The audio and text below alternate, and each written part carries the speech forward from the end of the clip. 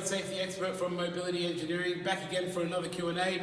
Thank you very much for sending in those questions. We love them. That's my favorite part of the job, so keep them coming in. And as I always say with my trusty subscribe pillow, hit that button that looks a bit like this pillow down here. We're just over 300 subscribers. Thank you very much, community, for that support. Please support us to get to that 1,000 subscriber mark, and we'll get you a new pillow or some other subscribe device. All right, on to today's question. So today's question has come in response to one of the Q&A videos that we've put out. There was actually a comment in regards to Q&A video number 70. And basically what they're asking is do you, in long and short of it, is do you need to be a driver trained OT in order to prescribe swivel seats and seating that's in the vehicle, that's not the driver's seat? So basically what we're talking about, and I'll show you an example of what I mean, is let's say this seat in the back, a swivel seat in the back. Do I need to be a driver trained OT in order to prescribe and work in the prescription of this? So I'll put a few links below as to who's responsible for what in the NDIS, and also your responsibilities as an OT when you're prescribing, just so you understand a little bit of context to what we're talking about. But effectively, as we've covered in videos before, the guidelines from the NDIS for when it comes to prescribing basically say you must be an allied health professional and you must have the competency of what you're prescribing. So it's a little bit vague and a little bit loose, but then it does put the responsibility and the onus back onto you to understand what you're prescribing.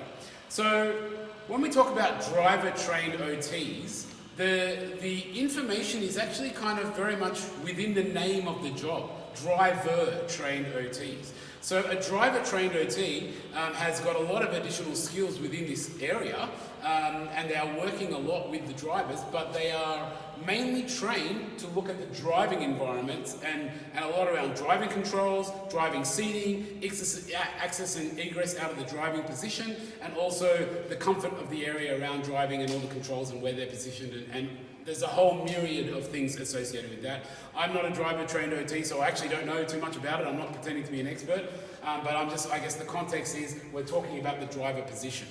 When we're talking about other positions in the vehicle, you do not actually have to be a driver-trained OT because you're not looking at driving functions and driving controls. What you're looking at is you're looking at seating comfort, and also occupant space. So if you have the ability to assess on those things and you have the competency to assess on those things, then you have no issue in prescribing and assessing the OT, the swivel seat arrangement or any other seating position within the vehicle that's not going to impact the driver in any way. So basically, and we have multiple OTs within our community that are working with swivel seats and working with other access and egress controls, functions and devices and adaptations in order to allow people to sit in other parts of the vehicle. What I always say to many people in the industry is, I've got a car here which is 5 seats. There is one seat is covered by the driver-trained OT, which is the driver's seat, but there is 4 other seats in the vehicle which would be covered by other OTs, not just driver-trained OTs. Now, in saying this, I'm not trying to diminish the role of the driver-trained OTs, because the driver-trained OTs can also work in this space of seating in the vehicle, and they do that, and they actually do the majority of that, and they're very good at it.